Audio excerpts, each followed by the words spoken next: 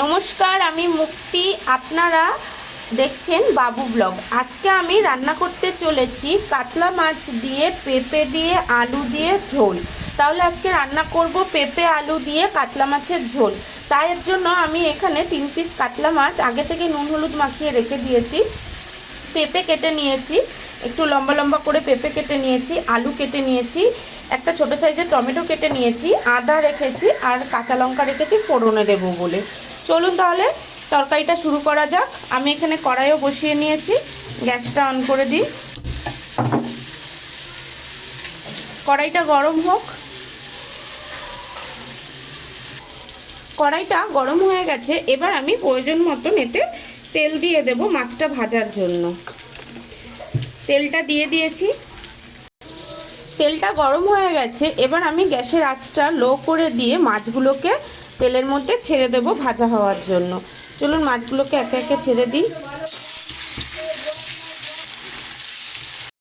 মাছগুলোকে আমি ছেড়ে দিয়েছি ভাজা হওয়ার জন্য। এবার মাছগুলো একটু কড়া করে ভেজে নেব। এখন গ্যাসের আঁচটাকে আমি হাই করে দেব।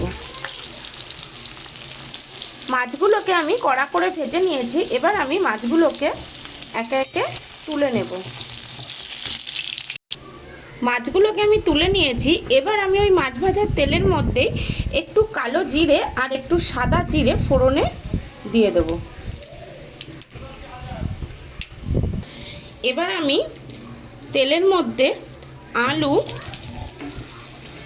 আর পেঁপেগুলোকে দিয়ে দেব ভাজা হওয়ার জন্য। আর সাথে দেব এই যে কাঁচা লঙ্কাগুলোকে কেটে রেখেছিলাম সেইগুলো। চলুন এগুলোকে একটু তেলে নেড়ে নিই। এবার আমি এই আলু আর পেঁপেটার মধ্যে একটু লবণ দিয়ে দেবো, যাতে এগুলোর ভেতরে লবণটা ঢুকে যায়। আলুটা আর পেঁপেটা ভাজা হয়ে গেছে। এইবার আমি এতে কিছু গুঁড়ো মশলা দিয়ে দেব। প্রথমেই দিয়ে দেব আমি আগে থেকেই আদা খানিকটা ঘষে রেখে দিয়েছিলাম, সেটা আমি এখানে দিয়ে দেব। তারপর আমি যে টমেটোটাকেও কেটে রেখেছিলাম সেটাও দেব।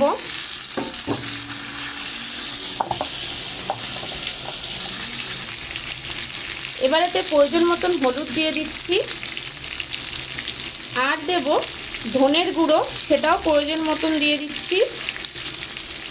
এবার দেব জিরের গুঁড়ো, সেটাও আমি প্রয়োজন মতন দিয়ে দিচ্ছি।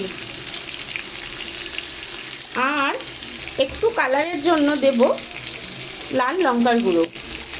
সমস্ত মশলাগুলোকে এবার একসাথে আমি মিশিয়ে নেব আর সামান্য একটু জল দিয়ে এটাকে কষাবো, কেননা এটা গুঁড়ো মশলা। তাই যেহেতু এটা গুঁড়ো মশলা, তাই আমি এতে একটু জল দিয়ে দিচ্ছি। এবার আমি এই সমস্ত মশলা দিয়ে, আলু দিয়ে, পেঁপে দিয়ে, সব দিয়ে এটাকে কষাবো। দেখুন মশলাটা কি সুন্দরভাবে কষে গেছে আর বেশ সুন্দরভাবে তেল ছেড়ে দিয়েছে। আচ্ছা, আমি এতে একটু ধনেপাতা দিয়েছি, এটা অপশনাল। আপনারা চাইলেও দিতে পারেন, না চাইলেও দিতে পারেন। এটা আমার কাছে ছিল তাই আমি এটা ব্যবহার করেছি। আপনারা যদি চান সেটা আপনারা নাও দিতে পারেন। এবার আমি এই মশলাটার মধ্যে জল দিয়ে দেব প্রয়োজন মতন, কারণ এটা বেশ সুন্দরভাবে কষে গেছে। মশলাটা বেশ ভালো কষে গেছে। এবার আমি এতে প্রয়োজন মতন জল দিয়ে দিচ্ছি। ঝোলটা ফুটে গেলে তারপর আমি মাছগুলোকে ছেড়ে দেবো। ততক্ষণ আমি গ্যাসের আঁচটা বাড়িয়ে দিচ্ছি। ঝোলটা ফুটে এসেছে। এবার আমি এই ভাজা মাছগুলোকে ঝোলের মধ্যে ছেড়ে দেবো একে একে।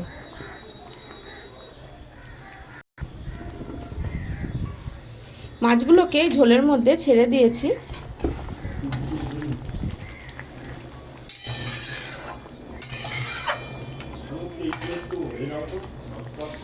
এবার আমি গ্যাসের আঁচটাকে লো করে দেব আর একটা ঢাকনা দিয়ে চাপা দিয়ে দেব,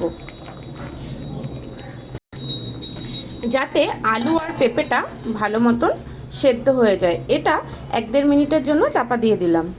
তরকারিটা আমি প্রায় 1 মিনিট মতন ঢাকা দিয়ে রেখেছিলাম। এবার চলুন খুলে দেখি তরকারিটা দেখুন কত সুন্দরভাবে তেল ছেড়ে দিয়েছে আর ঝোলটাও ফুটেছে।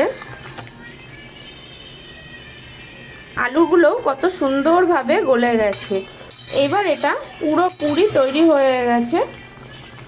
আমার রান্নাটা যদি আপনাদের ভালো লেগে থাকে তাহলে প্লিজ একটা লাইক করে দেবেন এবং কমেন্ট করবেন। আর যদি আপনার কোনো বন্ধু থাকে তাদেরকে শেয়ারও করে দিতে পারেন এবং আমার পাশে থাকবেন, আমাকে সাপোর্ট করবেন। ধন্যবাদ।